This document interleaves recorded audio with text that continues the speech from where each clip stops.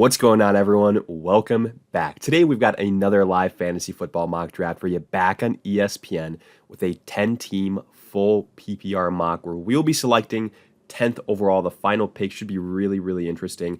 And while we wait for this thing to kick off, a quick reminder, if you guys enjoy, hit that like button, subscribe, give us a follow on Twitter at AllDayPigskin to continue interacting with us there. Let us hear it in the comment section, your thoughts along with any other questions you guys might have. We will do our best to answer them all.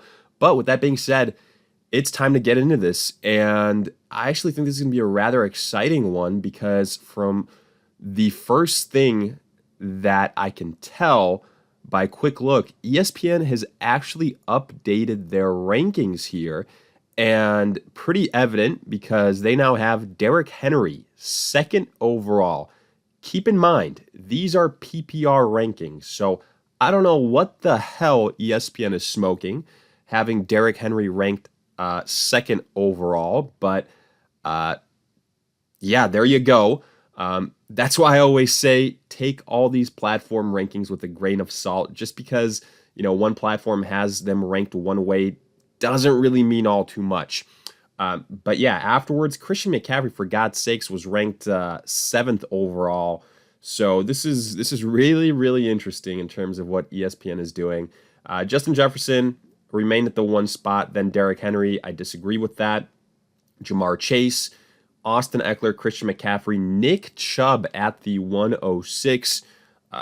I don't have any issues with it. I mean, I think he's probably going to be more of a second round selection, but either way, he was definitely going to be somebody that I was targeting. However, now not so much, but I think there's still some other really, really good running backs here that we can go ahead and take a chance on.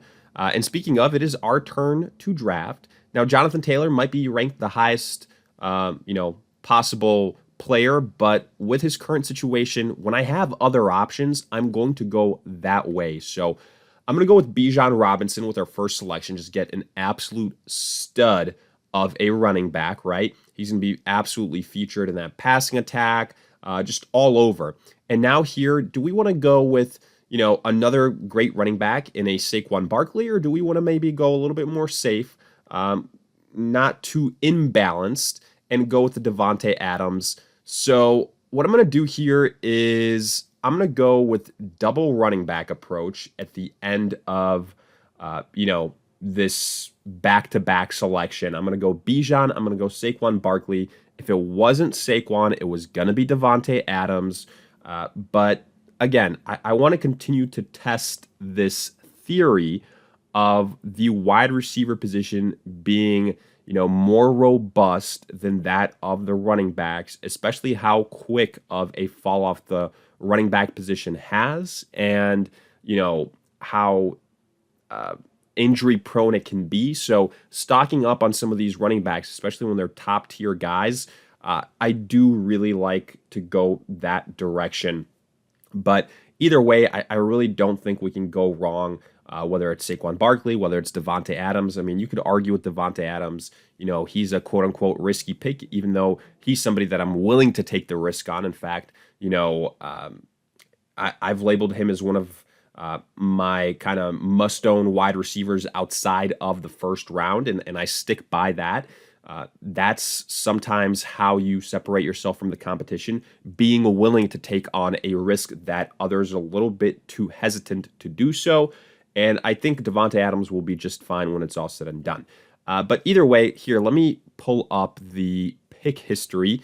In the first round, we kind of already went through it, but Justin Jefferson, Derrick Henry, Jamar Chase, Austin Eckler, McCaffrey, Nick Chubb, Travis Kelce, Cooper Kupp, Tyreek, and then we went with Bijan Robinson. No real shockers there other than Derrick Henry going second overall and, arguably Nick Chubb going sixth overall when guys like Bijan and Saquon were available. We went Saquon to kick off the second round. Then it was Devontae Adams, Stephon Diggs, those last kind of top tier 2 wide receivers, the proven veteran names. Josh Jacobs then, followed by CeeDee Lamb, followed by Jonathan Taylor, then Tony Pollard and Garrett Wilson. And as has been the trend lately, the Patrick Mahomes selection, we're really just fill it in with top tier quarterback selection at the end of the second round, which I absolutely hate. I hate it. I'm going to continue to say that in every single draft that I do. It's a 10-team league, folks. It's not an 8-team league. It's not that small where these positional advantages are amplified to the maximum. Yes, positional advantages matter, but they matter more at tight end. Quarterback is a deeper position, and I think that there's going to be guys that go in the 6th, 7th round at the quarterback position that aren't too far away from the Josh Allen, Jalen Hurts, and Patrick Mahomes of the world. Now, here, after Patrick Mahomes, we saw A.J. Brown, then Amon-Ra St. Brown. Great value on Amon-Ra. Mark Andrews, followed by Joe Mixon. There went our second quarterback in Josh Allen, followed by DK Metcalf. Way too early for DK Metcalf. I do not like that there. And then we see Breece Hall, Jalen Hurts, and Jalen Waddle just went. So there's a lot of different directions I can go in here. There's two guys that I'm kind of thinking about, and actually pretty intriguing here with some of the names that are available to us at the running back position. Like Travis Etienne is still there, Ramondre Stevenson is still there, Miles Sanders is still there. But I've said this before, I'm going to stick by it. I love Chris Olave at this spot. My running backs are pretty legit at this point in time. The question is, do we just want to add another one and have an absolute scary trifecta of a group, or do we want to maybe go wide receiver? Keenan Allen is somebody that I really like. I'm just kind of curious. These rankings have been updated, so I just want to play around with where he drops to. And for that reason, I'm not going to select him right now. I'm going to instead select another running back that I really like. That is Miles Sanders. You guys know I've been on record saying that. I kind of just want to see where the dominoes fall, where the chips may fall in this first kind of mock draft on our end post the ESPN updated rankings. So, this is kind of more of a feel out situation because we've done what I feel like is hundreds of mock drafts up until this point on so many different platforms. But once those updated rankings hit, it is a whole different situation, and you have to recalibrate to some extent the way you are drafting again. So that's what we're doing in this initial exercise here. And again, what I want to highlight is the first time I'm seeing these updated rankings. So they must have been updated this last day or within the last 48 hours because, we've been pretty active on the mock draft side of things. But let's go back to the selections here at the beginning of the 4th round. We went with Miles Sanders. I'll kind of explain my logic. I'm just going right now with guys that I really like at the top of the board because I'm more so curious where some of these other names that I would also entertaining will fall. Then we saw Najee Harris, Justin Herbert. Whoa, Justin Herbert. That is the earliest I've seen him go, followed by Deebo Samuel, Jahmyr Gibbs, T. Higgins. I mean, Ramondre Stevenson at this point in time, end of the 4th round, that's a steal, right? Other names, I believe, let me double check. But as far as players are concerned, Travis Etienne is still available. Ooh, and there goes a guy that I was heavily considering. It is Keenan Allen and Calvin Ridley. So again, this is a good reminder of when you're picking at these extremes that the chances of the players that you really like falling to you are much lower. So keep that in mind. But to me, honestly, again, we're feeling out these updated rankings. We're feeling out the situation. And I'm not mad at getting Miles Sanders either. So, yeah, it's a good situation for me. I think we can bounce back just fine. Now, other players that we have here. Let's continue to scroll down this list. Travis Etienne, last pick in the 4th round. That's pretty insane. Then Alexander Mattison, Alvin Kamara. So Alvin Kamara is an interesting name, right? His ADP kind of went up after the news of the suspension came out in terms of it being shorter than anticipated, 3 weeks instead of 6 weeks, which had been kind of thrown around. But now the Saints have kind of announced that they are expected to sign Kareem Hunt, which makes me a little bit less interested in Alvin Kamara. I'm not gonna lie. I feel like it's kind of trending towards a running back by committee type of situation. What was so valuable with Alvin Kamara was his pass catching ability. Kareem Hunt is that type of guy. He's a pass catching running back. He's very good in that role. So I'm curious what they're going to do with Kamara and with Kareem Hunt once both those guys are available. And I mean, Jamal Williams is still there. So yeah, I think the best value in this round though was Devonta Smith by far, along with Amari Cooper. Very, very shocked that they fell this far. But look, we're back on the board here. We're back on the clock, and I'm just going to keep it simple. I'm going to address the wide receiver position here with guys that I like. And, kind of looking at the wide receiver position, DJ Moore, Marquise Brown. They are names that I really like.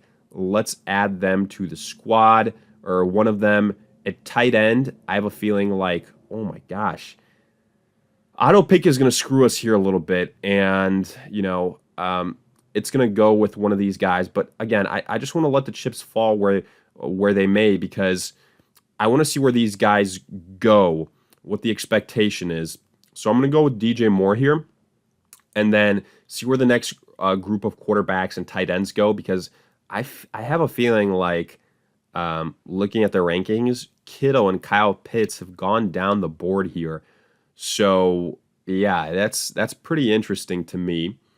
It's a situation where I really want to see where they go, bottom line. And I anticipate it'll be sooner rather than later, because, we do have some savvy drafters in here. From the initial kind of look of it, they drafted guys at higher ADPs, like Calvin Ridley, like Keenan Allen, just to give you guys a couple of examples. So, yeah, I think we're going to see a little bit of a quarterback run thanks to auto pick, and maybe tight ends as well. I mean, we had Joe Burrow and Justin Fields being selected here in the 6th round. So I anticipate Trevor Lawrence will follow shortly. He'll be that kind of last quarterback in that tier of guys. If he's there for us in the 7th round, I will gladly take him. If he's not, we can pivot. It's not the end of the world, right?